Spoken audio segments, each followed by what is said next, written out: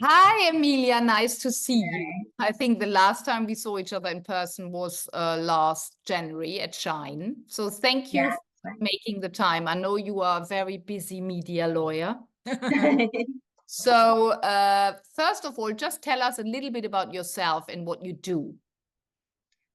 So yeah, I am a lawyer in the Legal and Compliance Department at Channel 4. So what that means is I look after programmes sort of from inception when they're first created to through to broadcast, kind of looking at a variety of different issues, kind of defamation, privacy, duty of care. And I work on a variety of programmes, so Married at First Sight, some dispatches, and my personal favourite, which is Naked Attraction. So yeah, a lot of it, it's not like kind of traditional law job. There's no long contracts, thankfully. There's a lot of sort of TV watching and a lot of talking, which suits me perfectly. So I love it. Lovely. And how did you get there? I know you had quite a long, I remember from Shine, you had quite a long Yeah. route to get there. So tell us a little bit about that. Yeah, so it was so I got ill my first year of my A levels, so I didn't complete those, and actually I was hospitalised in sort of a psychiatric adolescent unit, and was there sort of for 9 months. And so when I came out, I wasn't kind of entirely sort of, I was a bit shell shocked back in the world, and you know, not sure if I would really be able to do anything or amount to much. I think, my confidence was very, very low. I did go on a sort of training course for NVQs in admin, and that led to a placement. What is NBQs just for our? NVQs is like a national vocational qualification, so it's kind of an Okay. alternative. So it's more like kind of an apprenticeship route.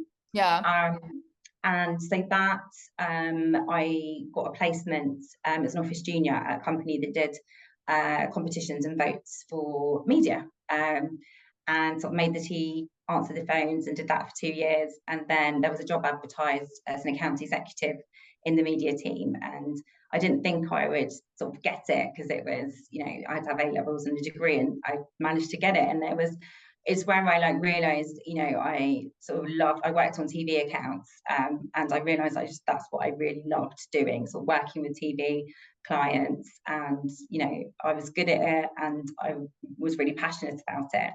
And then I eventually came to Channel 4, again, working in competition and votes, but saw kind of what the legal team were doing here and thought, oh, that seems really interesting, but not sure that, I would be able to sort of, go to university. But luckily, Birkbeck University took me with my MBQs, and I did night school there for my undergraduate. And then I did my LPC, which is the legal practice course, online, and then sort of petitioned my employer to take me on as a trainee solicitor, and then qualified. So I yeah, it see. was quite a long route, and something I didn't envisage at the start of it, but I kind of sort of fell into TV and fell into law. But it was, it was the right type of law. As I say, I wouldn't be very good at very serious,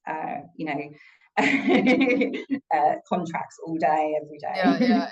So tell us more about that. So what were the main qualities that you needed to go from obviously having serious mental health problems to then coming out and saying, "Oh my God, I messed up my school," and then having that audacity to really do all of that. So what was your main motivator, but also your strength?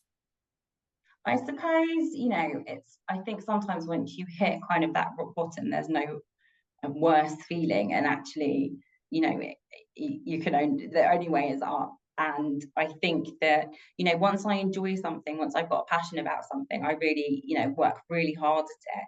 And I'm good with people, and actually people are good to me because they'll take a chance on me because I've always been quite pleasant to be around, and nice to people. And so that's where I've kind of been lucky with people who've helped me throughout my career. And it's something that I really value as well, you know, having integrity and, you know, not being an arse to people is really important, and something I teach my daughter as well. You know, we are respectful of, you know, everybody, no matter where they are in an organization, or no matter what job they do, because everybody plays a part in our community and our society, and we need to, you know, be respectful of that. Amazing. So what's your main motivator? I think my daughter's a big motivator for me, because yeah, it's, as a parent, you kind of want to help them avoid the mistakes maybe you made, or the challenges you had, and that's not easy. But yeah, she's definitely a motivator for me, you know, my family. And I think just, yeah, having come from quite a difficult place, I motivate myself to not be back there. And what do you do for that? Because there must always be this little doubt in your head that says, oh my God, what if I go down again? And also thinking about so many young people having mental health problems, you know, how was that, you know, suddenly finding out, oh, I'm not like the others, and then asking for help? Because I know a lot of young people who are struggling and they don't get the help they need. And it's really, you know, it's at the time I was unwell, it was a different time. People did not speak to their employers about it. You did not. When I was applying for jobs, I remember lying and saying, you know, if I had a gap in my CV, it was because I had stomach problems, because that was much more palatable to, you know, to say. And I was fearful of somebody saying, oh, or just thinking, oh, okay, yeah, she's not going to be able to hack it. Use a risk. Which I think is interesting, because actually a lot of people I know who've got mental health issues are tough as hell because they have to be. And so actually employers, you know, if they are thinking, oh, that person's just not going to be able to cope, actually they can probably cope better than a lot of your workforce, because they've had to, and because you know, so it's yeah. And I think that, you know, hopefully we're in a different sort of place. You know, my daughter is when she's been struggling, I've you know, had her, and her schools encouraged her to sort of speak to a therapist and stuff. So, but there were massive waiting lists, and there's not enough resources sort of being put into it. And so yeah, I think while we're in a different time where people can be more open, we are in a difficult time where resources are so stretched that maybe people aren't getting the help that they need and they deserve. Yeah. Back to you. What do you think are your top qualities, or what are you really most proud of to date?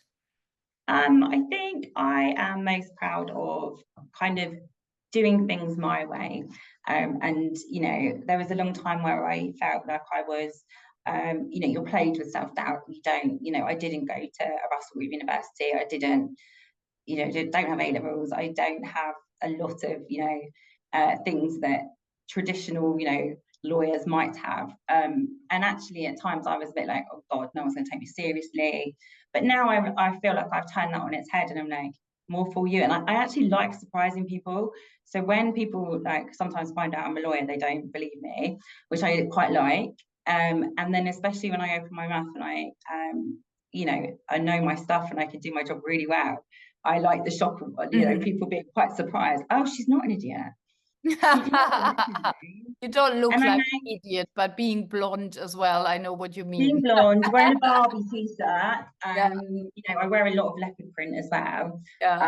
Which does and so it's I think, yes, how you can be an individual, you can be yourself, you can bring your own self and those qualities that come with it, and still be in a fairly serious profession, or you know, do well in things. So yeah, that's what I feel I'm most proud of, that I do things differently, and I'm not sort of atypical. Whereas, you know, a few years ago, I would have probably tried, and I already have tried and failed to fit myself into a mold, because yeah, you can't fake it. Yeah, it's interesting. So being your authentic self is good. So what are your top tips for other women? I suppose for me, it's like, you know, just being, I think women tend to, you know, downplay their achievements. And I think, you know, and I've done that myself. And actually what I always recommend is, and I do this on my phone, when I do something good, I list it out. I'm like, oh, I smashed that today. And I'll list it out, because I think when something happens, you know, when things don't go quite so well, or you make a mistake, you automatically go, oh my God, I'm such a failure, I'm such an idiot. But if you've got it written in front of you, a list of 20 things that you've absolutely, you know, done amazingly, then you know, that's like, oh, that's your proof, you know. And I think also you have to sell yourself and you have to promote yourself, because you know, Not a and meritocracy. yeah, and so I think, you know, I've had to do that through kind of pushing, you know, to get a training contract here. I've had to really sort of sell myself, and I continue to do it now. So, you know, I keep emails and I keep WhatsApps where people have said, oh my gosh, you know, done an amazing job, thank you so much for that. And I send them to my boss now. So I'm like, here you go. So that, you know, that's there, and, you know, not, you know, it's there's that borderline. You don't want to be arrogant, but you don't want to be too modest. You kind of just want to have that kind of balance of, you know, confidence in yourself, and you know, showcasing yourself to your best abilities. Yeah, love that. And what are your plans, goals, dreams for your future? So I really love working with students and with organisations that kind of support non-traditional lawyers. So we do some work with aspiring solicitors. I also do something with NRG lawyers, which is non-Russell Group lawyers, and work on events with them. And I think that's really exciting to me, because I think, you know, the law profession has been underrepresented for, you know, quite some time. It's getting better, but it needs to be, you know, much better. And there are some amazing candidates who, you know, come from very diverse backgrounds, maybe didn't go to Oxbridge, a lot of, you know, or a Russell Group University, but are outstanding and can bring so much to the legal world and to any business they work in, you know, sort of given those opportunities. So that's kind of my passion, is sort of, you know, getting the next generation of lawyers who, you know, are a little bit different and will wear leopard print if they want to, or you know, don't want to. But you know, it's that, for them to be able to bring their backgrounds, their authentic self, their, you know, everything, and make the profession sort of much better for it. And it's amazing what a stereotype exists around a lawyer. No, it's really interesting. Even if I think about a lawyer, you know, I immediately think about a man in a suit. No, Yeah, in a gray suit. yeah. Yeah, no. And So that's not representative of our society. no, You know, no. what we need is people that, you know, who are able to go in and see lawyers and feel comfortable because they look like them, or, you know, they're from the same background, or the, you know, sexuality, or, you know, that's where we're going to hopefully, you know, it's really important that we have that, you know, we look like our clients, and that's how we're going to serve them better. Absolutely. Well, thank you, Amelia, for your time. I really enjoyed this. Thank you for having And me.